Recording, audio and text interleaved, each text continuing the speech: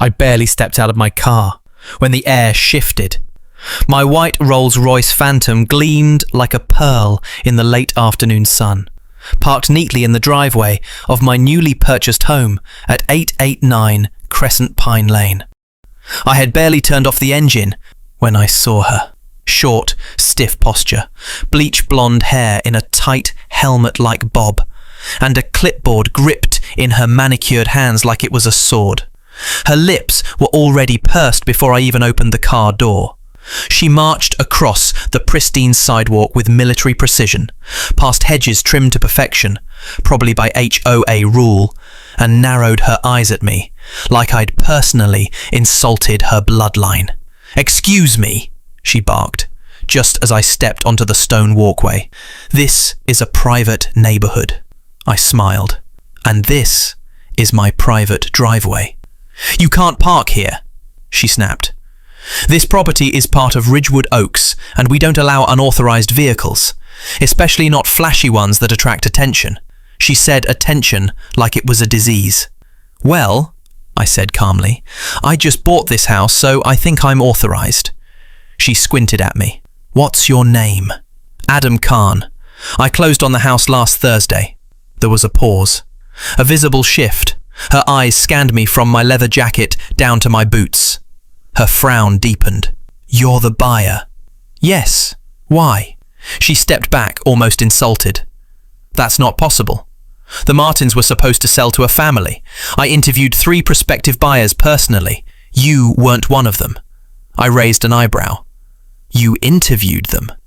"I'm the president of the Ridgewood Oaks HOA," she said proudly. "Karen Donnelly.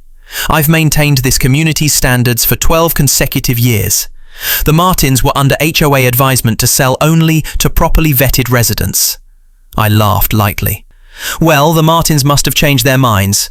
They accepted my offer directly. Cash deal. No HOA interview required." She went red. "We have protocols. You bypassed procedure." "No," I said.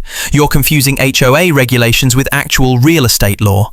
This isn't a gated community. I bought the house legally." She stepped closer, glaring now. "We've had issues before. Outsiders bringing in noise, traffic, criminal activity. It's my job to protect the integrity of Ridgewood Oaks." I could see where this was going. "You mean people who don't look like your definition of proper residents?" I said, calmly, firmly. She didn't deny it. Instead, she pulled out her phone. "I'll be reporting this to the board, and I think the police should be involved. That vehicle looks suspicious. How exactly does a young man like you afford something like that?" Before I could answer, she had already dialed. I stood there, arms crossed, watching her speak to the dispatcher with the intensity of someone reporting a hostage crisis. "Yes," she said, glaring at me the whole time. "Me, the whole time. He's claiming to be a new resident, but I don't recognize him. And the car, well, it's worth at least $300,000. He says he owns it. I highly doubt that." I sighed and leaned against my rolls. This wasn't my first Karen, but it was definitely going to be my last one if I could help it. 20 minutes later, 2 police cruisers arrived, flashing lights, curious neighbors peeking from blinds. It was exactly the kind of scene Karen thrived in. She met the officers halfway with her trademark fake concern smile. "There he is," she pointed dramatically. "This man is trespassing and possibly committing fraud. He's harassing me and claiming to live here." The officers approached me cautiously. "Sir, may we see your ID and any documents confirming residence?"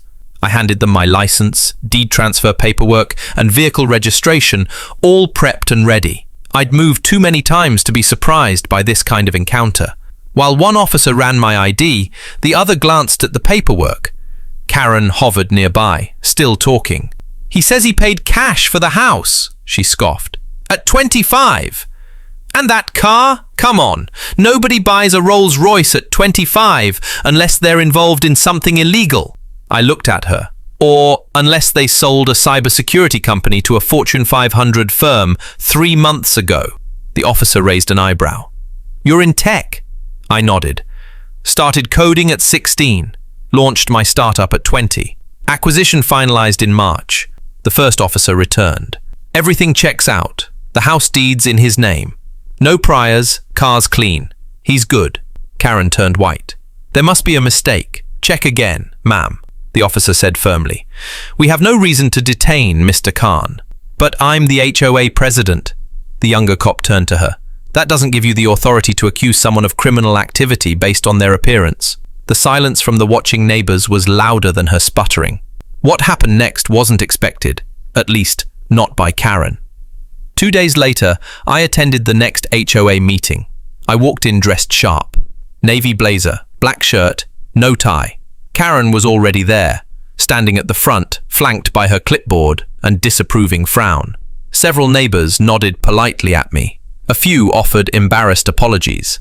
When the meeting opened to community comments, I raised my hand. I'd like to formally file a grievance against the HOA President for racial profiling, public harassment, and abuse of power. Karen's jaw dropped. I laid out everything, her accusations, the police involvement, and the humiliation. Several other neighbors stood to speak next. One woman. Karen once threatened to fine me because my front wreath had too much red. A young couple. She made us remove our welcome mat because it had a humorous quote on it. An older man. She told my granddaughter she couldn't ride her scooter because it was too urban. Whatever that means. The room erupted. Karen tried to defend herself, but it was useless. The board voted right there to launch an internal ethics review. 3 weeks later, I got a letter Karen Donnelly had been officially removed from her position. Permanently. But it didn't stop there. Turns out, Karen was also a licensed real estate agent, and a few of the families she tried to vet had filed complaints. Her license suspended pending investigation. The cherry on top, her own house went up for sale within 2 months. Word was she needed a fresh start. I watched her drive off on her final day, alone, in a dusty sedan that looked like it hadn't seen a car wash in years. I waved. She didn't wave back. Moral of the story, power doesn't come from a clipboard or a title. It comes from integrity, community, and knowing who you are, even when others try to tell you that you don't belong. Like, comment and subscribe for more real-life HOA dramas, epic revenge stories, and satisfying takedowns of neighborhood tyrants.